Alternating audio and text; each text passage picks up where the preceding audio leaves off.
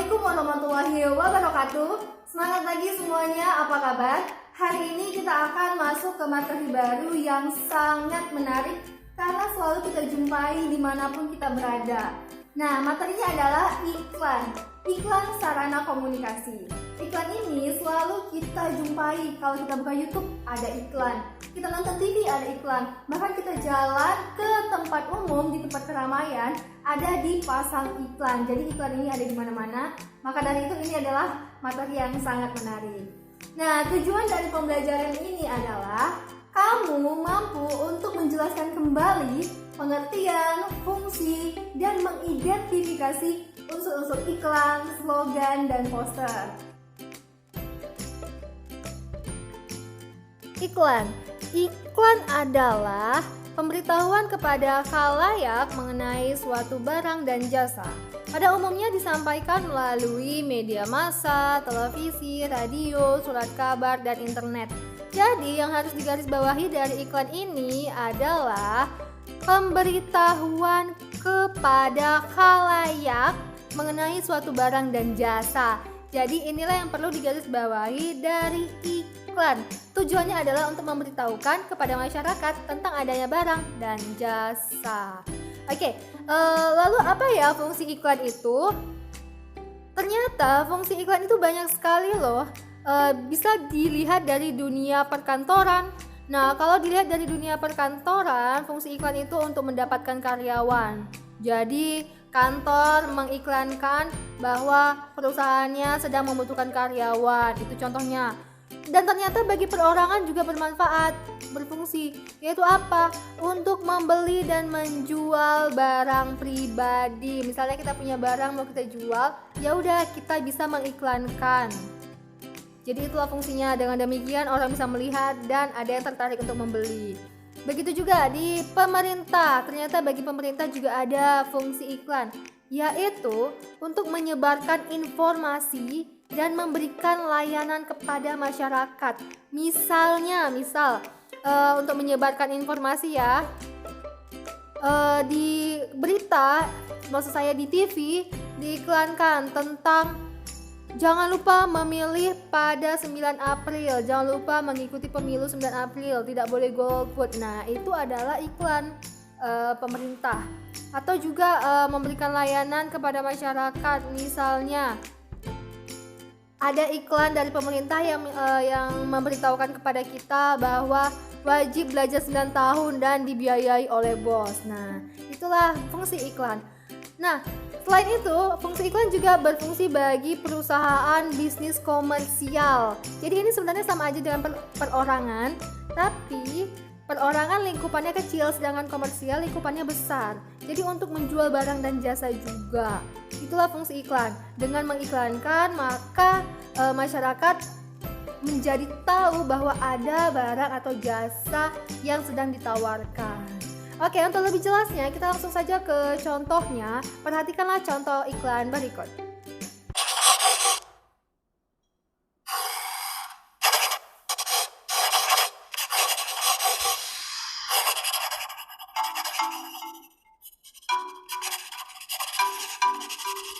Usus bekerja keras untuk tubuhmu. Jangan biarkan usus menderita karena banyak bakteri merugikan di dalamnya. Cintai ususmu dengan minum Yakult setiap hari. Bakteri baik L-Caseosteosis strain membantu menekan bakteri merugikan di usus.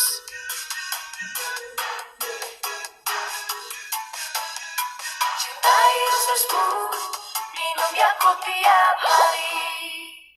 Nah, kamu sudah melihat contoh iklannya tadi. Dan kamu perhatikan, apakah kamu perhatikan bahwa ada kata-kata pada iklan yang kamu saksikan. Nah, kata-katanya itu disebut dengan slogan. Nah, slogan ini sama ya istilahnya dengan moto dan semboyan. Jadi ini dia bersinonim, slogan, moto, dan semboyan. Apa itu slogan? Slogan adalah perkataan atau kalimat pendek yang dipakai sebagai dasar tuntutan atau pegangan hidup, prinsip utama dari suatu usaha, organisasi, dan sebagainya. Jadi yang perlu digarisbawahi, perlu diingat, slogan itu adalah kalimat pendek yang menjadi prinsip utama dari suatu usaha, organisasi dan sebagainya. Jadi slogan ini juga dapat menarik perhatian masyarakat gitu. Nah, apa contohnya? Untuk lebih jelasnya lihatlah contoh berikut. Nah, di sini kamu bisa lihat ada satu produk mie instan di Indonesia yang cukup terkenal. Jadi produk ini memiliki slogan yaitu berbeda-beda satu selera. Di sini tulisannya selera tapi terpotong. Oke, berbeda-beda satu selera. Ini adalah slogan dari Indomie. Nah, makna dari slogan ini jadi artinya meskipun kita berbeda-beda suku, kan Indonesia banyak sukunya, tapi tetap satu selera. Yaitu apa seleranya? Kalau makan mie instan, Indomie, itu maksudnya. Oke. Lalu pegadaian, kamu bisa lihat di sini ada pegadaian, mengatasi masalah tanpa masalah. Wah, jadi di sini pegadaian slogannya mengatasi masalah tanpa masalah. Dia menjelaskan di sini dia memberikan gambaran bahwa perusahaannya ini dapat menyelesaikan masalah Anda tanpa menimbulkan masalah baru. Nah, begitu juga dengan Yakult. Ini ada slogan yang tentu saja kamu sudah tahu sekali ini. Cintai ususmu. Ya, lanjutkan sendiri. Oke, jadi slogan dari Yakult adalah cintai ususmu. Jadi slogan ini berfungsi juga untuk menarik perhatian dari masyarakat. Jadi masyarakat bisa menilai bagaimana gambaran atau bagaimana prinsip dari produk itu. Jadi kalau masyarakat tertarik, itu memang yang diinginkan masyarakat, maka masyarakat akan menggunakan jasa atau membeli produk itu. Itu yang maksud dengan slogan. Kemudian yang terakhir adalah poster. Jadi poster ini fungsinya sebenarnya sama. Poster fungsinya sama dengan iklan, yaitu untuk memberitahukan kepada masyarakat tentang adanya suatu barang atau jasa atau sesuatu. Nah, namun bedanya poster berbentuk kata-kata dan gambar yang dipajang di tempat-tempat umum. Poster menggunakan kata-kata singkat, jelas, menarik, dan lengkap. Jadi poster ini perpaduan antara gambar dan kata-kata. Jadi yang perlu digarisbawahi dari poster adalah plakat. Plakat itu adalah kata-kata dan gambar. Itu saja yang perlu diingat dari poster. Plakat, yaitu kata-kata dan gambar. Itulah poster. Nah, untuk lebih jelasnya kamu lihat contoh berikut. Ini adalah contoh poster jasa, yaitu jasa antar barang agen pos. Ini juga poster jasa, kita bisa melihat ada perpaduan kata dan gambar. Nah, kalau yang ini adalah poster film yang akan tayang yang sering kita lihat di bioskop. Dan selanjutnya adalah poster makanan, promosi makanan, dan ini adalah contoh poster layanan masyarakat yang dikeluarkan oleh pemerintah, yaitu ini dari Kementerian Komunikasi dan Informatika. Ya, unsur-unsur iklan, slogan, poster. Jadi kita melihat unsur-unsurnya dilihat dari segi gambar, kata-kata, gerak, dan suara. Yang pertama iklan. Apakah iklan ada gambar? Tentu saja ada gambar. Dan ada juga kata-kata. Ada juga kata-kata seperti yang kamu lihat tadi. Lalu ada juga gerak dan juga ada suara. Maka iklan memenuhi 4 aspek yang telah ditentukan di tabel ini. Nah, kemudian kita lihat dari slogan. Apakah ada gambar? Slogan tidak ada gambar. Apakah ada kata-kata? Slogan tentu saja berbentuk kata-kata. Apakah ada gerak?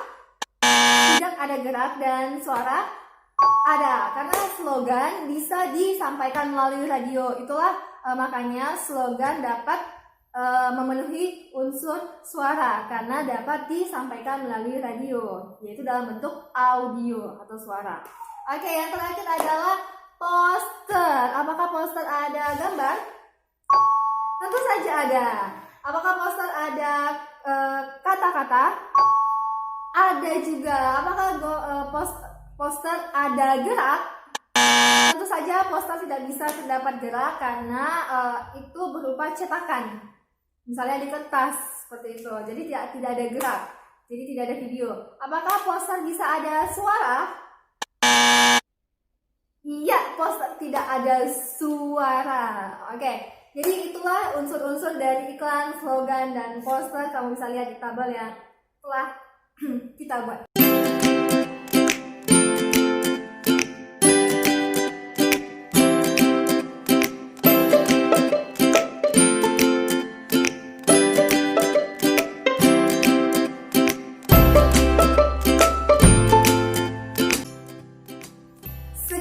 pembelajaran hari ini semoga bermanfaat bagi kamu, bagi kita semua.